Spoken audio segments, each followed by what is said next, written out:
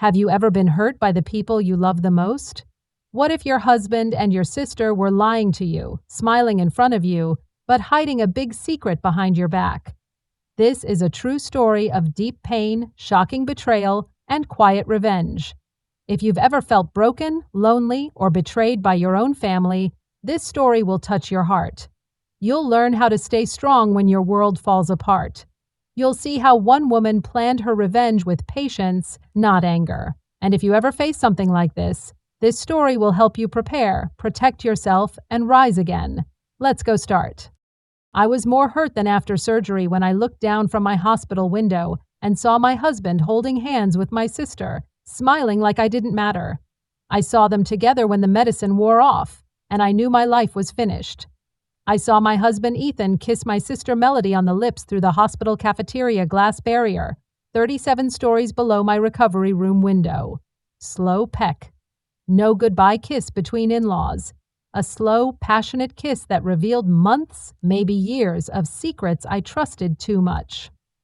Holding the windowsill, my hand shook. The surgical staples in my abdomen pulled tight, sending stinging pain through my core, but my chest hurt more.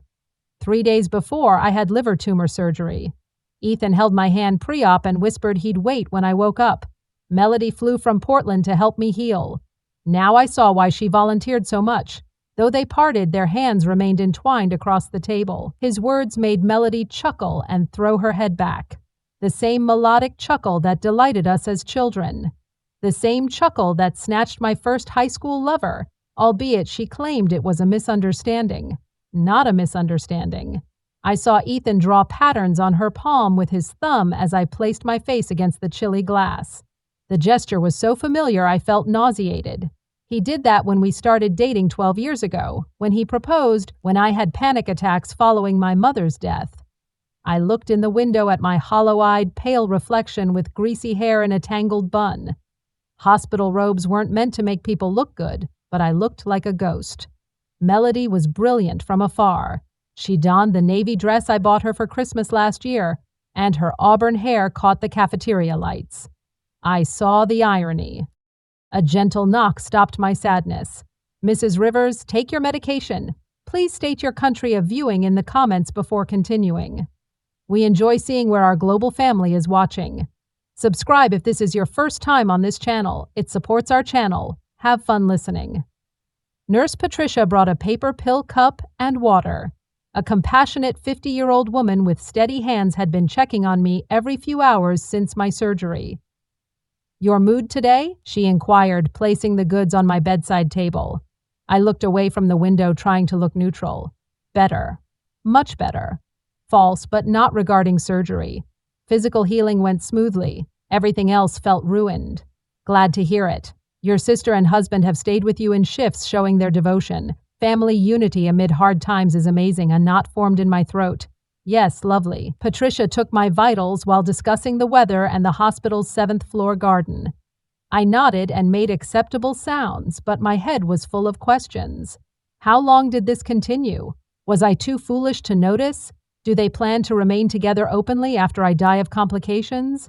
Thank goodness the tumor was benign, but we thought I was dying for 48 hours until the test results came back. I remembered how upset Ethan was and how he rarely left me. Was that guilt? Or worry about his secret being revealed? I stared at the ceiling tiles in the mechanical hospital bed after Patricia left, attempting to comprehend their betrayal. Ethan was more than my spouse. He was my business partner. 5 years ago, we developed Rivers Marketing Solutions from scratch, working 18-hour days to profit. The firm was valued approximately $2 million. Melody was more than my sister, my best pal, who I called after my cancer scare, who helped me choose my wedding dress, the maid of honor at my wedding to the man she was secretly kissing. I received a text from Ethan, coffee with Melody, return shortly. I love you. I love you. The nonchalant brutality of those comments chilled me. After screenshotting the message, I took numerous shots through the window with my phone's camera. Melody walked to Ethan's side of the table, but they sat together. Her hand touched his thigh. I needed proof. I needed proof. Most importantly, I needed a plan. I watched them via the glass for 2 hours, occasionally recording their exchanges. Not careful, why would they? I was reportedly drugged and bedridden 37 stories above them. They held hands, shared dinner from the same plate, and Ethan muttered something making her blush in her ear. After returning to my room, they entered separately. Melody entered first, her cheeks reddened from cold or guilt. "Hi, darling, you feeling?" In the chair next to my bed, she grasped my hand, which had been holding my husband's 20 minutes ago. "Tired," I said. "Where have you been?" "Leg stretching. This place is crowded." She pinched my fingers. "Ethan called regarding work." Another falsehood. I saw him examining his personal phone, not his work one. Ethan entered the doorway minutes later with 2 cups of coffee. He gave Melody one, and their fingertips touched. This small gesture conveys intimacy. "Hi, beauty," I was kissed on the forehead. His lips were chilly on my flesh. "Today you look better." "Feeling better." I looked for dishonesty in his face. Despite his worn appearance and black circles beneath his emerald eyes, he stared at me. "Patricia suggests I go home tomorrow." Very good news. He took the other visitor seat. Melody offered to stay another week to help. Melody swiftly asked if that was okay. "I know you cherish independence." Independence. As if I had any. I responded, "That would be great. Without you two, I'd be lost." I might have missed their fleeting gaze if I wasn't looking. Now I was watching. I monitored everything. The afternoon was spent in forced normalcy. They alternated sitting with me, brought me publications I didn't read, and chatted about Melody's Portland design firm job and Ethan's luxury hotel chain marketing campaign. I scrutinized every phrase, gesture, and micro-expression. They started talking behind my back when? When did comfort become emotional intimacy? Emotional closeness became physical when? I remembered our anniversary dinner 6 months ago. Ethan appeared distracted, checking his phone often. Thought it was work stress. We competed for a big account. I wondered whether he was messaging my sister while I sat across from him attempting to reconcile with my spouse. After they went home to Ethan and my house that night, I called my lawyer. Benjamin Walsh managed my will and business contracts. He was discreet, thorough, and most importantly, available for late-night emergencies. "Vera, everything okay? I heard about your procedure. I stated I needed to address legal concerns privately." "Of course. What's happening?" I told him everything about seeing them together, the falsehoods, and my concerns about their affair timeline. Benjamin patiently listened, taking notes. "I'm done. Need options." For divorce. For business. For everything. As a community property state, assets are usually shared 50-50. If we can prove adultery and deception, we may be able to achieve a better divorce, especially for your business. What proof do we need? Images, messages, emails, and testimony. Subpoena phone records. Hotel or gift credit card statements. More documentation is preferable. I considered my hospital window photos. It started, but not enough. Benjamin added, "There's more. If they've planned this, they may hide assets or influence firm finances. Our actions should be swift to safeguard your interests." How fast? Want a business account restraining order? I can submit it tomorrow. It would stop large financial moves without court clearance. My head spun. 12 hours ago, surgery recovery was my major concern. Now I planned a divorce and asset protection. "Let me think," I said. "I need more proof beforehand." Be careful, Vera. If they think you know, they may speed their plans. After hanging up, I lay in the dark listening to the hospital's nighttime sounds. Machines beeping, footsteps in the hallway, and chatter at the nurses' station. Although my body was recuperating, my trust in the two people I loved most was broken. I needed proof. More importantly, I needed them to face repercussions that matched their betrayal. Dr. Chen, my surgeon, arrived the next morning with discharge papers and home care instructions. Ethan and Melody hovered, asking about painkillers and follow-ups. Their roles as devoted husband and caring sister were ideal. Dr. Chen said the first week requires daily assistance. No lifting over 10 pounds, driving, or physical activity. Ethan will work from home and Melody will assist. Their convenience. The ride home was awkward. I sat in the passenger seat while Ethan drove, with Melody in the back seat talking about nothing essential. She said she rented a car at the airport in case she wanted to conduct errands while Ethan worked or for their secret meetings. We had the same craftsman-style house in a peaceful area with a garden I'd grown for years. But knowing what I know now, it felt polluted. How often was Melody here when I traveled for work? How many lies were told in these rooms? They comforted me in the living room with pillows and blankets. Melody poured tea as Ethan made my laptop and phone charger accessible. I suggested checking client emails. You sure you can handle that? Ethan frowned. Just got out of the hospital. Several minutes. I don't want urgent matters missed. He paused, then nodded. Okay, do not overdo. After they left me, Ethan to his home office, Melody to the guest room to unpack. I opened my laptop and started recording dates, discussions, weird actions, and unexplained absences. I sent myself hospital window photographs using a secret email account. Then I performed something necessary and nauseating. I placed spyware on our shared computer. Although developed for parents to monitor their children's online activity, the software might also track a cheating spouse. It would record keystrokes, screenshots, and communication. I'd know if they managed their affair online. The living room bookshelf also holds a little recording equipment I ordered online months ago for business meetings but never utilized. This voice-activated recorder might last 8 hours. In the following days, I played the recovering patient while gathering intelligence. They talked in separate rooms while I feigned to slumber. I pretended to be tired to avoid leaving my surveillance equipment. The picture was worse than expected. My spyware revealed they were using a texting program that supposedly wiped talks after 24 hours. However, the screenshots showed they're lying. Over a year had passed since Melody met them at a business conference in the same location. The intimate and emotional sentiments were clear. They talked of their future together, how deeply they loved each other, how bad they felt for hurting me, and how tough it was to be apart. Ethan considered Portland apartments. My blood ran cold when the recorder caught talks. Melody commented one afternoon that she seemed suspicious when I was upstairs napping. "You're paranoid," Ethan said. "She's on painkillers after major surgery." No other thoughts cross her mind. I regret this timing. What if the operation failed? No, it didn't. We cannot keep postponing our lives. We hid this for over a year. So the plan? When do we tell her? A long pause. After she recovers. Maybe in a few weeks we'll sit down and explain that we fell in love, that it wasn't planned, and that we want to handle this maturely. Maturely. Perhaps there is a mature approach to find your husband and sister have betrayed you for over a year.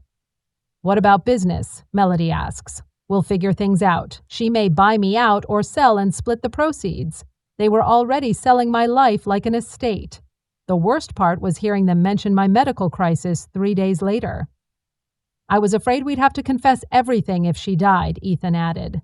Guilt was eating me alive. Me too. However, Melody questioned whether it would be easier. It's awful to fathom, but imagine if we could be together without hurting her life. You can't think that. Yes, I know. The thought crossed my mind. They considered how my demise would benefit their relationship. I decided that night while laying in bed with my husband, who slept sweetly. A clean divorce wasn't enough. Public humiliation wasn't enough. I started the business since their dishonesty deserved penalties. Riverside Marketing Solutions has several important clients, including Morrison Hotels, a luxury chain we courted for 2 years. We had 2 weeks to submit our final campaign proposal for the $800,000 contract. I spearheaded the campaign's creativity, but Ethan handled client contacts. He didn't know I was covertly seeing Rebecca Morrison, the CEO's daughter and marketing director. I related to Rebecca's experience in male-dominated fields. I heard about her challenges with her father's old-fashioned views and her ambition to modernize the organization. Ethan and Melody were in the grocery store when I called her from home. "Vera, how are you?" Ethan said you had surgery. "Thanks, Rebecca. Much better. We must discuss something confidential about our professional connection." "Of course." "What's happening?" I told her about the affair, my imminent divorce, and my concerns about Ethan's work standards given his personal predicament. "I want to finish the Morrison campaign myself, but I understand if you're unhappy with our firm." Rebecca was quiet for a while. "This clarifies some things." Ethan seemed distracted at our previous several meetings, and his materials were inconsistent. "You can have a complete campaign proposal in a week if you deal with me directly. Send it. If it's as good as your prior work, we'll hire you exclusively." "What about Ethan?" Let me handle that conversation. I scheduled another large client meeting the next day. I signed 4 of our 5 biggest accounts to work exclusively with me following the divorce by week's end. Unfortunately, the 5th client was buddies with Ethan and would likely stay with him. Lost 80% of business revenue would put him in a tough spot. Phase 2 was personal reputations. I learned from the spyware that they were going to a charity event the following weekend. Ethan was supposed to network for business, but Melody was my substitute while I recovered.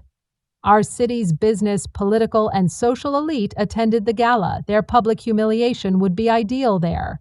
I contacted Helen Karp, the event organizer, using my charity committee connections. Helen, I need to discuss a sensitive matter. I told them about the affair and my worries about them attending the event while pretending Melody was my substitute. Helen claimed it was disgusting. Covering their affair with charity? I spoke cautiously to avoid a scene, but I wanted you to know the truth. Trust me, sweetheart. Let me handle this discreetly.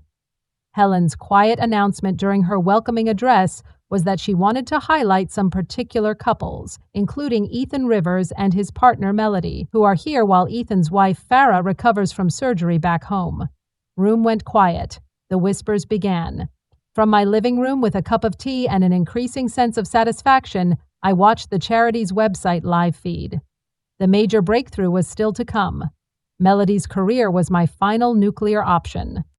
My sister was a senior designer for a famous Portland firm that valued family and ethics. The organization discouraged connections that could compromise professional judgment and disapproved of employees whose personal behavior reflected adversely on the company. Have done my research. Catherine Walsh, Melody's supervisor, held her profession to high standards and didn't tolerate office drama. I wrote Catherine a detailed email explaining the problem and sending some of my evidence. It was a courtesy notice. Since Melody was utilizing business time and resources to plan her affair, the spyware had revealed many personal conversations and messages exchanged at work. I thought she should know. I wrote to inform you in case it affects her work performance or your company's reputation.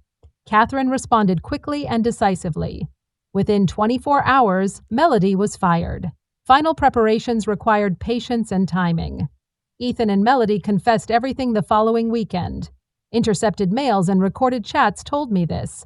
They had a script about how they fell in love despite fighting their feelings, how sorry they were for the timing, and how they hoped we would all maturely manage this.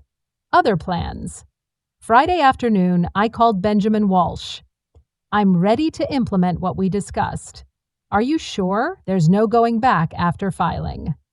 For sure. While Ethan was at the gym and Melody was getting coffee on Saturday morning, I staged the living room. I set up my laptop to live stream to a private social media account, set up numerous camera angles, and tested the recording equipment. I also invited guests.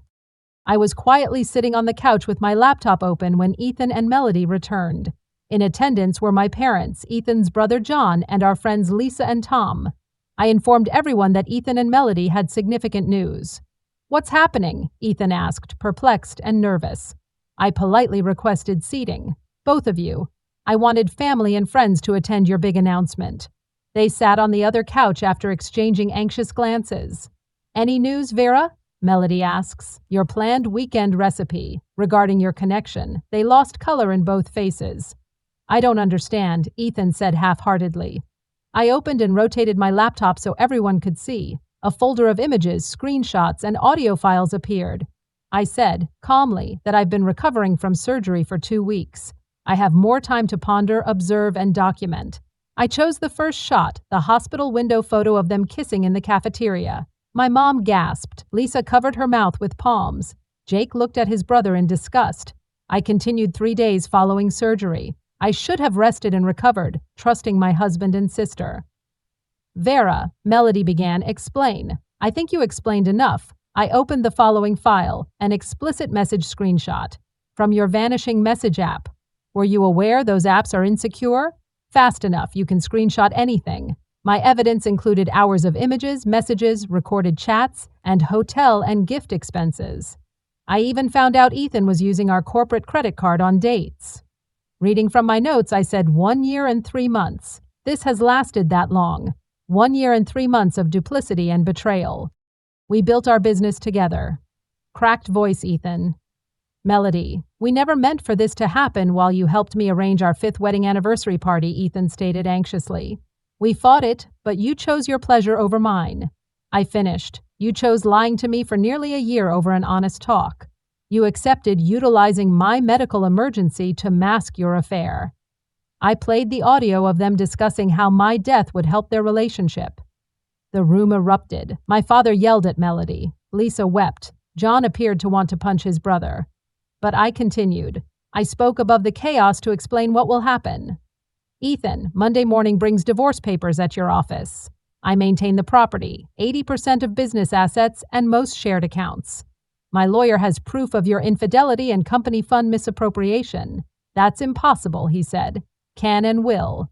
Most of our large clients have chosen to work exclusively with me. Melody was crying. Please, Sister Vera. I corrected. You were my sister. Your job is gone. Regards, Catherine Walsh. What did you do? I emailed your supervisor proof of your affair, including employee time and resources used to arrange personal encounters with a married man. She thought your behavior violated business values. My surgery site pulled slightly, so I rose up and supported myself on the couch. You both chose, I said. You chose lies over truth. You choose selfishness over loyalty. You betrayed a loved one. Now you face the results of your decisions. Standing up, Ethan replied, This is absurd. You cannot ruin our lives. I said calmly, I'm not destroying anything, I'm just revealing your actions. Ethan, your affair ended your marriage. Your deception ruined our business. Melody, your treachery wrecked our family, making sure everyone knows the truth. The gathering turned chaotic afterward. Ethan fled with only his keys and wallet. Melody cried and apologized, but I didn't care. My parents transported her to a motel because they were too ashamed and outraged to let her stay. John stayed after everyone went. Sorry, he said. I was clueless. If I had known, it wouldn't be your fault, but thanks for the support. Anything I can do? How can I help? I examined his offer. John investigated privately, so I knew about the spyware and recording devices. Their demise followed 2 weeks later. John checked their finances and found that they'd been preparing their future for months. Ethan opened Portland bank accounts covertly. Melody looked online for 2-person apartments. The worst part was that they registered for an Oregon business license for a marketing consultancy utilizing our private client data and creative methods. Industrial espionage and IP theft were civil and criminal offenses. I charged. The court case captivated our small town. The Business Journal headline read, Local business owner learns husband's infidelity, reveals elaborate lie. The plot included family betrayal, corporate espionage, stolen business secrets, and a dramatic public confrontation. Ethan lost his clients after the theft allegations were revealed. No one wants to work with a company-stealing employee. He went bankrupt after 6 months.